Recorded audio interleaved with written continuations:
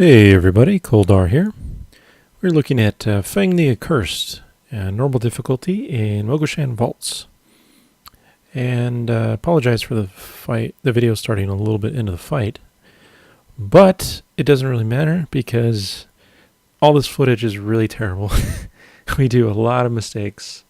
So it's sort of similar to our normal Stone Guard video if you watch that.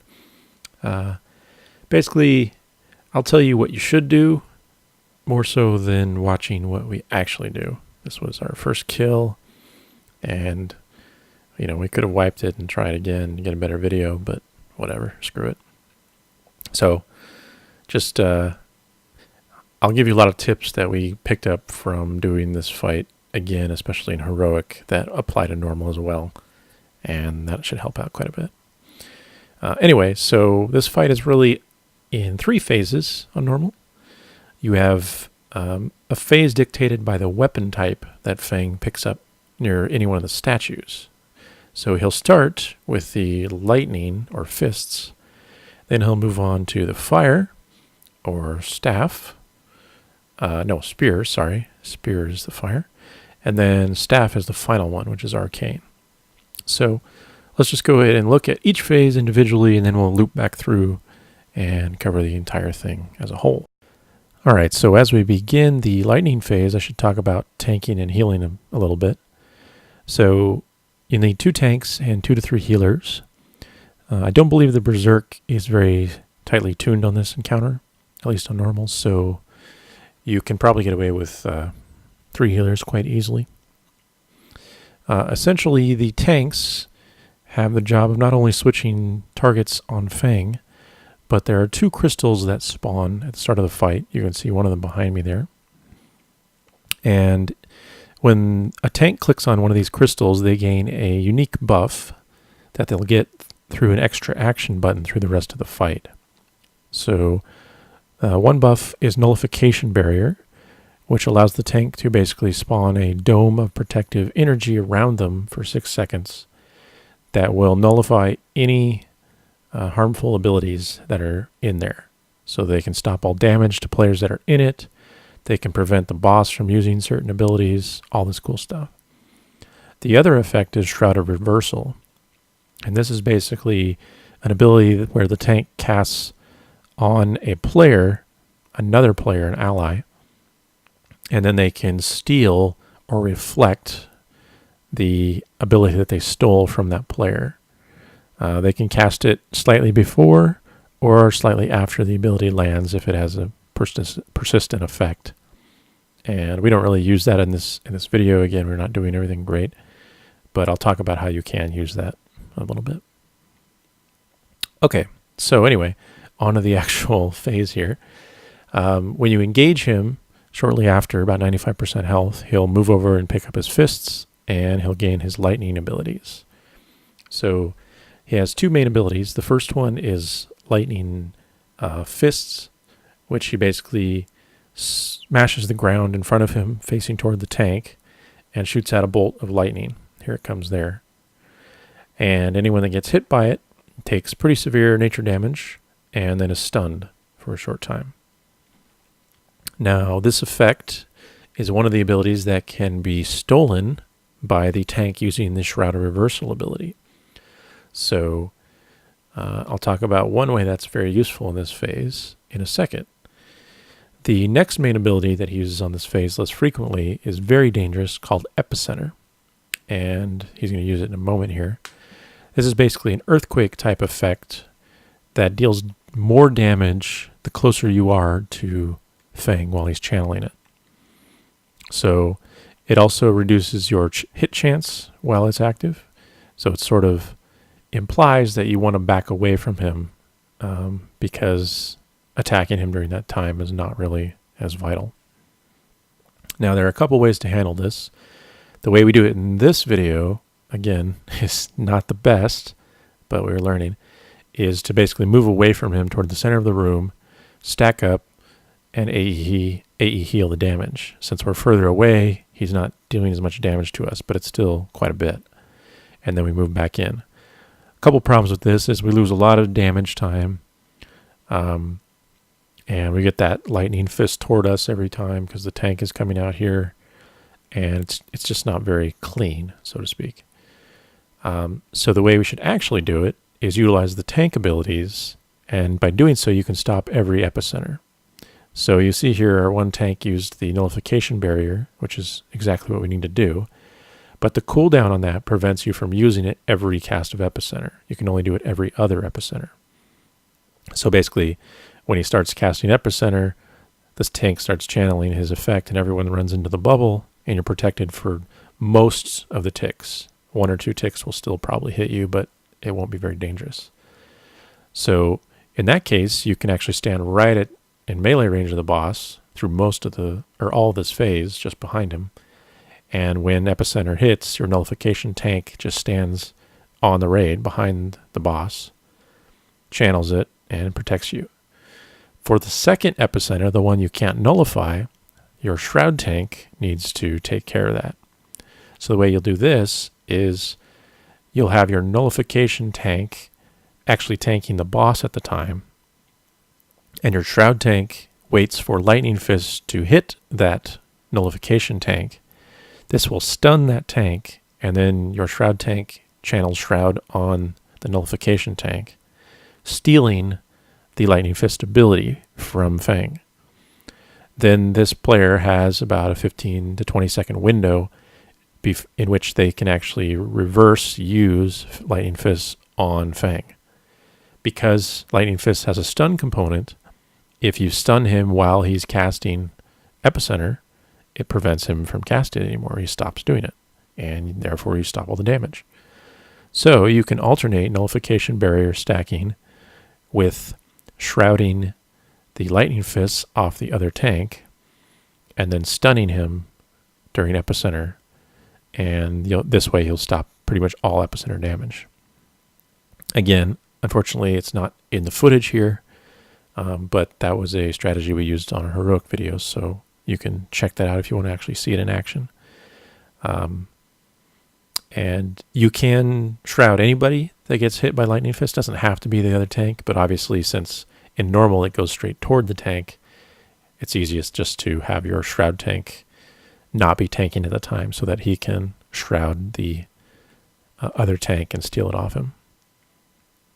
And yeah, other than that, the only other thing is the debuff that just stacks up on the tanks, and that's sort of why you need 2 tanks other than the abilities, of course. And it's just called Lightning Lash. It just does nature damage every 2 seconds, and it lasts about 20 seconds, and it stacks. So after a few stacks, you need to swap to your tanks. Try to do it every 3 stacks at least. If you get to up to 4, it can be somewhat dangerous to heal that damage. And you should have plenty of time to do that. So that's the fist phase. So around 66%, he will phase into the next one, which is the spear. All right, so in the fire or spear phase, there's 2 basic abilities again, besides the stacking dot on the tanks. So the first is Wildfire Spark, and this is cast on a random raid member about every 10 to 12 seconds. And this player will get a 5-second debuff. When it expires, it will deal damage to them. And more importantly, it drops a few little patches of fire, you can kind of see in the back there for a moment, at the ground near their location. And these patches of fire will just sort of meander back and forth around that spot. So you need to have sort of designated drop locations for people to run to drop their flame. Once they drop flame, they just move back to behind the boss here and continue DPSing or healing or whatever. So that's pretty simple. However, just a moment ago, he used Draw Flame, which is a much more infrequent cast. But when he casts Draw Flame, he will suck in all the current flame patches that are on the ground and basically soak them up. And for every flame patch he soaks, he gets a stack of the Draw Flame buff. This causes every melee hit he connects with after that to remove a stack of the buff, but he does heavy fire damage to the raid for every swing. around 55,000 or so. So you can see his absorption stack is at 21. So he's going to do AE for the next 20 hits. And that means essentially we failed strategically on this phase quite poorly. So you can see what we did, and we barely survive it. But I'll talk about now what we should have done. So you can see the nullification barrier there. Our paladin tank is able to soak up the flames that are being drawn toward Feng, rather than allow them to reach Feng himself, and therefore it prevents him from getting the stacks from those flames. Now, again, we're learning stuff, so the actual position you need does not have to be in the way of the flames. Instead, you can actually stand right in the center of the boss's model, and as the flames are coming in, use nullification barrier right on him. Because the barrier's radius is larger than the boss's radius, it will still block all the flames that come into him. The other thing is that we're wasting quite a bit of DPS and healing time by running all the way behind us to drop flames, and when the flames are drawn toward him, they're going to pass right through the raid, which means they'll actually hit people as they're moving through. So instead, what we learned after this kill was to drop the flames on either side of the boss, the left or the right. And again, you can see this in our heroic video if you watch that. But essentially, from where we're standing behind him, if we go to the left a few yards or the right a few yards, kind of like our shaman does there, then when he uses draw flame, the path to the flames toward the boss is on either side of us and doesn't actually pass through anyone. So we can just stay in this position, and it saves a little bit of time and gives us a little more damage and stuff. And then the nullification tank can still do their thing by nullifying right on the boss, and then the flames from all sides are still absorbed. So the other issue is the timing of when you nullify. So in this video, again, we nullified the first draw flame. And while that's tempting, the time between the first draw flame and the start of the phase is so short that you'll only have 2, maybe 3 wildfire spark patches actually active in that first draw flame. So instead, you should actually wait to use your nullification till the second draw flame occurs, because for the second one, the number of patches is at least 4 or 5. And this means his stack count is much higher. You can see we got up to 25, I think, or so, by allowing him to soak up those second set of draw flames rather than allowing him to soak up the first set, which would have kept him around 8 or 10 stacks, which we could have easily healed through with cooldowns, and then nullified the second set. And we also probably would have finished him off, in time to not get a third cast. So that's pretty important. Obviously, if you use nullification on the second draw flame, you absolutely need to DPS the boss below 33% before the third draw flame occurs. Otherwise, you'll just get another huge stack. And unfortunately, the draw flame absorption carries over into the next phase. So if he has stacks and he's going to do AE damage with melee swings, even when you push him past 33% into the final phase, he's going to still do AE fire damage in that phase, and that's really dangerous. So, yeah. Basically, stack behind the boss, move out to the left and the right to drop your flames, and then have your nullification tank stand on the boss's center and do nullification on the second draw flame set, and just heal through the first one, and then try to burn him down enough to phase him before the third draw flame cast. Yeah, so that's the flame phase, and really there's nothing else to it other than that tank debuff I mentioned. So you can see here, yeah, this is the 5th stack of draw flame that he's gathering. So you can see his stacks are going to skyrocket here. I can't even, 22 it looks like, yeah. It's bad. So I think it's 4 per person that he gets.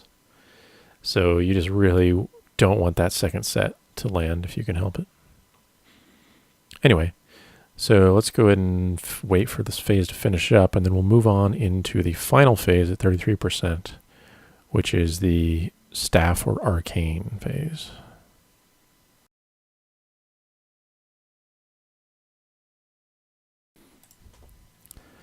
So finally, at 33%, we have the arcane phase. And this is definitely the most challenging phase in terms of damage output. So you really need all your cooldowns for this phase. This is a good time to bloodlust, potions, healing cooldowns, tank cooldowns, all that good stuff. So again, other than the tank dot, that's always active in all these phases, you have Arcane Resonance, which you can kind of see on the mage to my left there. This is cast on a random raid member, and it's basically a 15-second debuff that doesn't do anything to the player inherently, but you can see them sort of exploding every second. And there's a purple circle that indicates the radius in which any other player stepping into that will instantly cause both the original player and the player in the circle to take 30,000 damage per second per player that's in the circle. So essentially, by itself, the effect is harmless if you're not standing near anyone.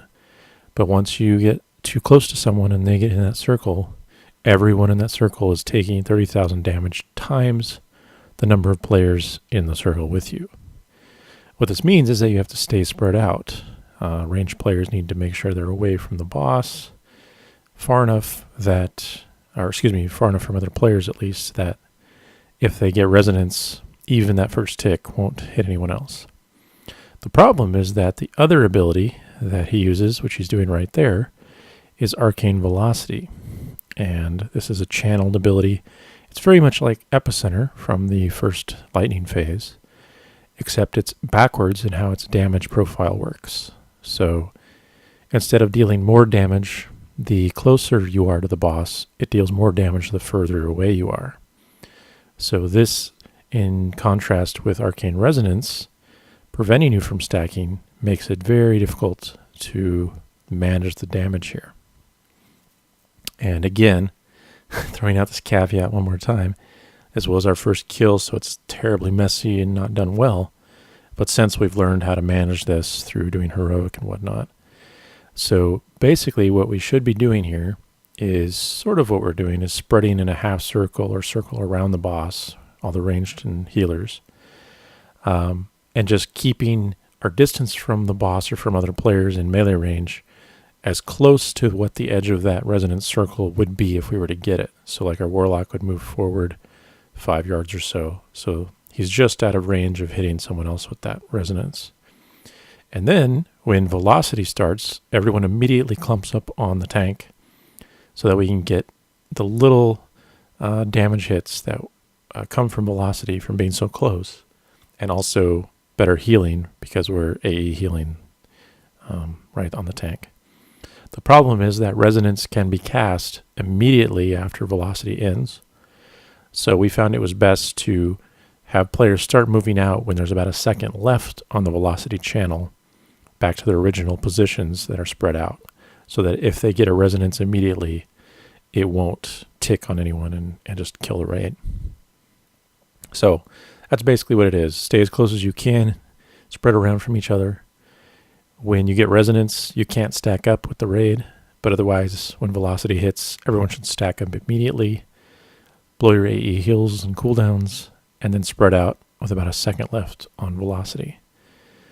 And then just use your DPS cooldowns, try to burn them down, which we barely managed to do here. So yeah, it's a pretty cool fight. And that is Feng the Accursed normal. Good luck, and thanks for watching.